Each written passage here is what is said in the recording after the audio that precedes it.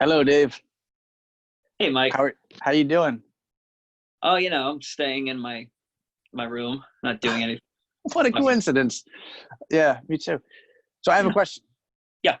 How does one such as yourself make Shakespeare less intimidating to like students, and why do you think it's so grand and challenging at first, even after all this time?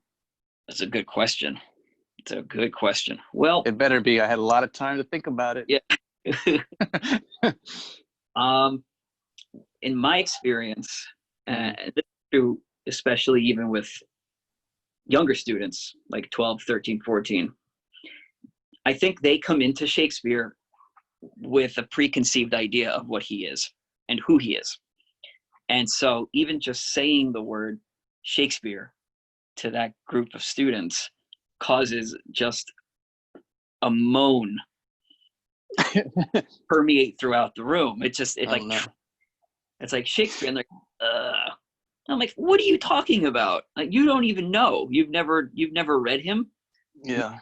You just know the name, and you think instantly he's complicated. Why is that? Why is that too? Why is just the name complicated? Like, why does he even trigger that?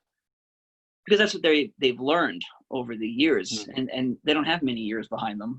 12 years behind them, but uh, I think just the idea of Shakespeare, because his language is poetic and different than the way that we speak normally, it them that makes me think that they're going to understand it, and that in order for them to understand it, it's so foreign into them that they would have to almost learn a new language. And I think a lot of them are intimidated by that.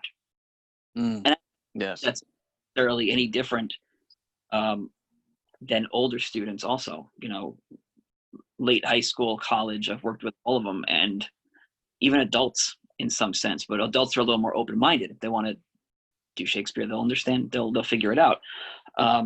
As they get older, between 12 and 18, 19, 20, 21, they start to open up and put the work in to try to figure out what he's saying and appreciate him more. But really, for me, the gateway is earlier, 12, 13, 14.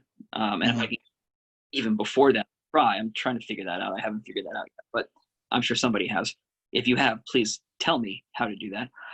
Um, I thought I did. yeah, work, Mike. um, so I think they're coming into it already thinking that he is impossible. And Yeah.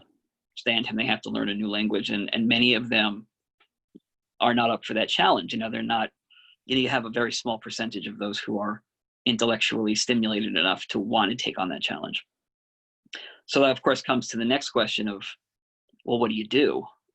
So for me, um, in order to teach them how to read his language, I do it in almost like a step process. I Mhm. start with because they're little squares of poetry, and they rhyme, and you can break them down to quatrains and couplets. And so I start with that, and I teach them how to read a sonnet. Once they learn how to read a sonnet properly, it suddenly becomes okay. He's not that intimidating. He writes in modern English. I know all these words. There's maybe 5% of the words in Shakespeare that they're not going to know. And so once I go from sonnets, I then move on to monologues. So Mhm. now they're a little longer. They don't necessarily have a regular form or a regular meter. They may rhyme, they may not, depending on what they're from. And we work on that, and I teach them how to read that, how to appreciate it, how to understand what's happening, and how to be able to read it on their own. And then the layers come. You're not going to be able to pull apart a Shakespearean sonnet or monologue at 12 or 13 years old in the way that you would when you're in college or an adult. It's just not going to happen. You have to open that door for them and let them come through. Mhm. And then after I finish that, then I will play, and we start to work on that. And the real key here to Shakespeare's plays is the story. If they know what the story is, they are more likely to come along for the ride to see how he does it. If they know what it is, they're more open to see how it's created. Okay. And if they find that, then they can come on in. Then they're willing to do the work. And so that's it's not a secret. I mean, it's not even like I wouldn't say it's my secret. It's not. I didn't create this. I simply use all my resources and my experience and put something together. And there are people who've done it before me who are a lot better than I am, and I learned from them. Right. But it's a craft, like we've talked about before. You have to learn from somebody. So I learned from somebody, and I move it on, and they learn from me. But if you can teach them the stories and tell them the stories, they are more likely to come along. Like I can tell them the story of Macbeth, and I can act it out, just telling them what happens, action to action, and they're so into it.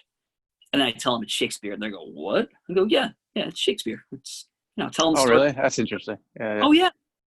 Tell them the story of Titus Andronicus, or King Lear, or Hamlet. The guy who's trying to find out who killed his brother, and he thinks it's his uncle, and then his uncle married his mom. And they go, "What?" You go, "Yeah." Yeah. On Jerry Springer. Yeah, right. It's ancient Jerry Springer. Yeah. Mm-hmm. So if you approach it that way, and you show that the stories are accessible and that it's fun, God forbid fun, they're willing to open up, I think. Cool. Yeah. All right. I will take this knowledge and this advice and spew it. Share it. Share it. Yes. So that's it. What's your favorite show? Your favorite Shakespeare show? Quick. That keeps changing. Oh, yeah, well, I guess that's a good thing that it keeps changing then. Yeah. I'm partial to really like that character. I think he's amazing. I love the fact that the bad guy knows he's a bad guy. Yes. I'm gonna play the bad guy, and it's like simpler times. Yeah. I like Macbeth very, very much. I think that might be one of my. It alternates with Richard III. Sometimes beating it out, I think, for my favorite. I just think it's a beautiful play. It's the short tragedy, but it's packed.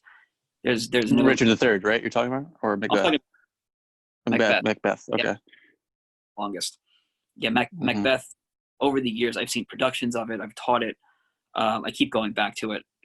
I just think it's probably my favorite one, and I keep trying to fight myself on it, but I can't. I love Macbeth. Then let it be. That's the one. Yep. What's your favorite? Macbeth. Yeah. Good choice. Yeah. No, actually, that was in high school. I'm not bullshitting. That was my favorite one because it was just so many twists and turns in that one, and it was pretty dark. So I think that's why that one was my favorite.